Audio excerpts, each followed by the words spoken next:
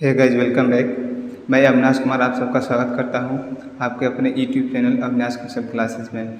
Dear, आज हम पढ़ेंगे क्लास 9th मैथ एनसीईआरटी के लिए चैप्टर 1.2 के लिए इंट्रोडक्शन। यदि आप मेरे चैनल पर नए हैं तो चैनल को सब्सक्राइब कीजिए, बेल आइकन को दबा लीजिए ताकि आगे आने वाले वीडियो का नोटिफिकेशन मिल सके। चैनल को लाइक कीजिए, शेयर कीजिए, सब्सक्राइब करना ना भूलें। चलिए पढ़ते हैं। तो माय डियर, ध्यान देंगे कि class 9th NCERT math chapter number system का एक्सरसाइज 1.2 का इंट्रोडक्शन आज हम पढ़ेंगे। 1.2 का इंट्रोडक्शन में आज हम यह पढ़ेंगे कि अपरिमेय संख्या का दशमलव प्रसार कैसा होता है, अपरिमेय संख्या का दशमलव एक्सपेंशन से हम कैसे पहचानें कि वो अपरिमेय संख्या है, क्या उसका रिमाइंडर शेषफल शून्य हो जाता है, क्या उसका भागफल रिपीट करने लगता है, इस सब के बारे में हम पढ़ेंगे।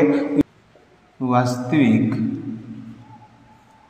हो सकते हैं लेकिन 3 आपको हम लेकर बता रहे हैं। चलिए हम क्या करेंगे, पहले हम 10 में 7 से डिवाइड करेंगे, चेक करेंगे इसका डेसिमल एक्सपेंशन कैसा हो रहा है, दशमलव प्रसार इसका कैसा है। तो चलिए आप बहुत पहले सीख गए होंगे, तो इसको हम थोड़ा सा बंद करते हैं और इसके अंदर इसको करते हैं। चलिए हम भाग देंगे। अगर हम 10 में क्या करेंगे, 7 से भाग देते हैं। अब इसमें हम लिखेंगे शेषफल। क्या लिखेंगे? शेषफल हमारा क्या आ रहा है, बार बार उस चीज़ को लिखेंगे। हम लिखेंगे भागफल हमारा क्या आ रहा है, बार बार वो लिखेंगे।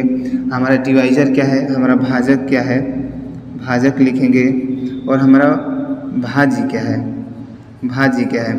अगर देखिए बार बार यहाँ 3 आया है, यहाँ 2 है, यहाँ 6 है, यहाँ 4 है, यहाँ 5 है, यहाँ 1 आ गया है, यहाँ फिर 3 आ गया है। लिख दीजिए, 3 आ गया, फिर 2 आया है, फिर 6 आया है, फिर 4 आया है, और उसके बाद फिर देखेंगे तो 5 आया है, उसके बाद फिर देखें तो 1 आया है, फिर उसके बाद देखें तो 3 आया है। यानी कि आपको दिख रहा होगा कि हर बार रिमाइंडर क्या आ रहा है, अलग अलग आ रहा है।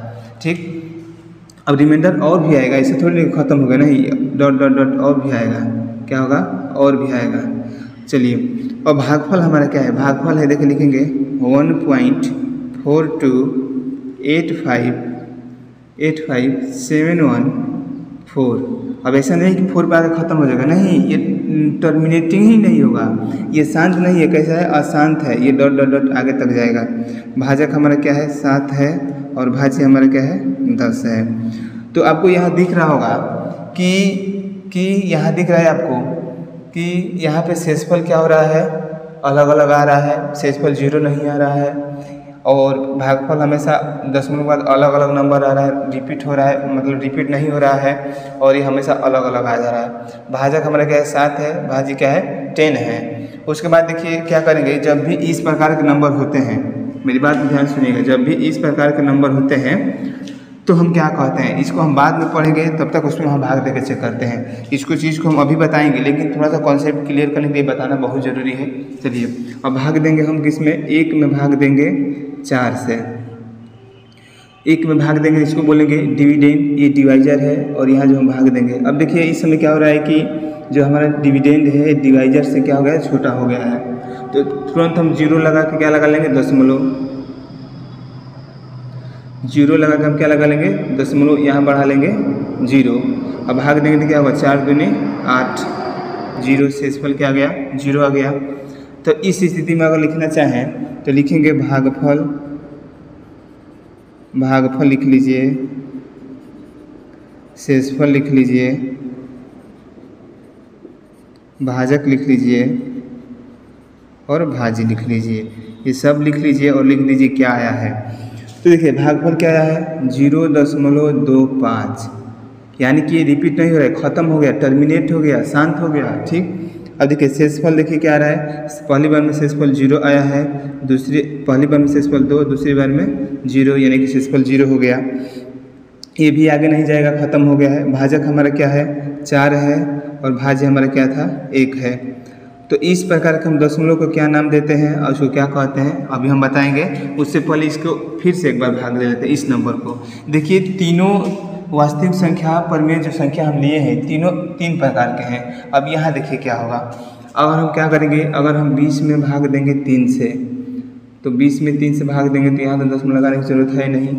ठीक, भाग देंगे तो क्या होगा, भाग दीजिए, तो 3 6 क्या होगा, 18, लिखेंगे 18, घटाएंगे तो क्या हो जाएगा 2, सब्ट्रैक्ट करेंगे तो 2 हो जाएगा। अब आपको दिख रहा है कि डिविडेंड इस बार छोटा हो गया है, डिवाइजर बड़ा हो गया है, तो इसके लिए हमको दशमलव लगाना पड़ेगा। तो यहाँ लगा देंगे 20, फिर लिखेंगे 3 6 18, लिखेंगे 18, फिर घटाएंगे तो 2, फिर 0, फिर 3 6 18, फिर लगाएंगे तो क्या होगा 2, घटाएंगे तो 2 आ जाएगा, फिर 3 6 क्या होगा 18। माय डियर आपको समझ में आ रहा होगा कि एक नंबर बार बार रिपीट हो रहा है। 3 6 18, फिर आ जाएगा 2 रिमाइंडर, यानी कि आपको चीज़ दिख रहा है। देखिए बहुत ध्यान समझिए, एज्यूम करिए और इसे निष्कर्ष निकालिए कि देखिए दशमलव के बाद एक ही नंबर क्या हो रहा है, बार बार रिपीट कर रहा है। तो यहाँ एक चीज़ लिखेंगे हम, भागफल लिखिए क्या हो रहा है, भागफल, फिर यहाँ लिखेंगे शेषफल, और यहाँ लिखेंगे भाजक, और यहाँ लिखेंगे भाज्य। ठीक, ये चीज़ें हम लिखने के बाद भागफल हमारा क्या है 6.666 खत्म नहीं होगा। ठीक, शेषफल हमारा क्या आ रहा है हमेशा 2 2 2 2 ये भी नहीं खत्म हो रहा है। भाजक हमारा क्या है 3 है, और भाज्य हमारा क्या है 20 है। अब हम आपको बताएंगे कि ये मैंने इतना क्यों किया, ये रामायण सब करने का मतलब क्या था, किस बात को आप समझ पाए। देखिए हम इसलिए इतना किए हैं कि आपको दिख रहा होगा कि तीनों 3 नंबर लिए हैं, तीनों अलग अलग 3 प्रकार के नंबर हैं। तो जैसे मान लीजिए कि तीनों अलग अलग हैं, तो आपको दिख रहा होगा, देखिए इस तीनों नंबर को मिलाकर 3 स्थितियाँ बनी हैं कि कभी भी वास्तविक संख्या का दशमलव एक्सपेंशन करेंगे तो 2 ही स्थिति बनेगी। 2 स्थिति क्या होंगी हम बताएंगे अभी, लेकिन उससे पहले इस बात को ध्यान देंगे कि इसको क्या करेंगे हम लोग, नोट कर लीजिए आप लोग। तो 3 प्रकार के नंबर हैं, ये 3 प्रकार के जो भी हम डेसिमल एक्सपेंशन निकाले हैं, आपको दिख रहा होगा कि 1.428571 ये अलग अलग नंबर आ रहा है। ये कुछ समय बाद ख़त्म हो जा रहा है, दशमलव बाद ख़त्म, लेकिन ये क्या हो रहा है, ख़त्म नहीं हो रहा है, एक ही नंबर रिपीट कर रहा है। माय डियर ध्यान देंगे, अगर देखो स्थिति दशमलव एक्सपेंशन का स्थिति 2 ही बनेगी। देखिए अगर किसी भी हम वास्तविक संख्या में भाग दे रहे हैं और दशमलव के बाद वो दशमलव के बाद नंबर रिपीट नहीं हो रहा है, नहीं ख़त्म हो रहा है, मेरी बात ध्यान सुनेंगे, रिपीट नहीं हो रहा है, नहीं ख़त्म हो रहा है, तो इस प्रकार के नंबर को हम बोलते हैं अशांत। क्या बोलते हैं, अशांत, अनावर्ती,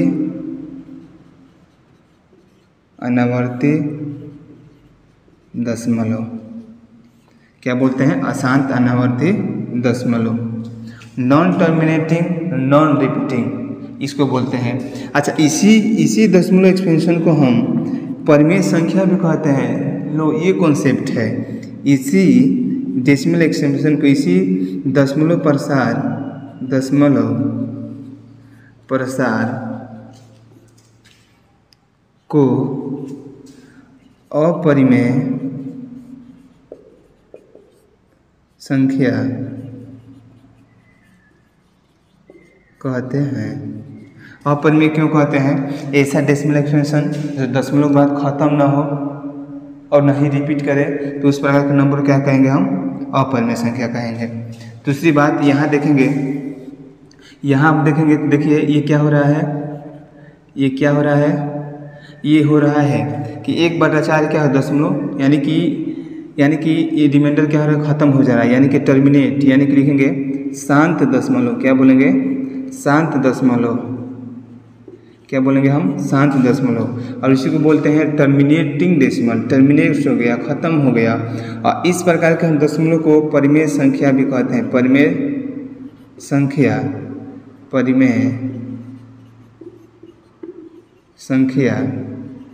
के रूप में लिख सकते हैं। I can also write as rational number in given वास्तविक संख्या या रियल नंबर। ठीक, तो रूप में लिख सकते हैं, परिमेय संख्या के रूप में लिख सकते हैं। ठीक, इसको हम P/Q के फॉर्म में लिख सकते हैं, जहाँ P और Q दोनों 0 होते हैं, P और Q दोनों पूर्णांक होते हैं, और Q का मान 0 नहीं होना चाहिए। ठीक, आइए अब इसको देखते हैं। अब देखिए दशमलव के बाद क्या हो रहा है, इसी हम अगर लिखना चाहते हैं इसको ऐसे भी लिखते हैं 6.6 के ऊपर बार भी लिख सकते हैं। बार का ही मतलब होता है कि बार बार जो संख्या रिपीट करते इसके ऊपर बार लगा दीजिए, या ये लिख दो या लिख दो, दोनों समान है। अब देखिए यहाँ क्या हो रहा है, जो नंबर रिपीट हो रहे हैं यानी कि दशमलव के बाद जो रिपीट हो रहा है, ध्यान देंगे जो नंबर दशमलव के बाद रिपीट हो रहा है तो इसको हम क्या बोलेंगे, अशांत। एक तो ख़त्म नहीं हो रहा है अशांत, और क्या नहीं हो रहा है, अशांत तो है, ख़त्म तो नहीं हो रहा है, लेकिन ये रिपीट भी कर रहा है भाई साहब, रिपीट भी हो रहा है। तो लिखेंगे रिपीट हो रहा है मतलब क्या हो रहा है, आवर्ती है, ये बार बार एक ही नंबर आ रहा है, आवर्ती दशमलव।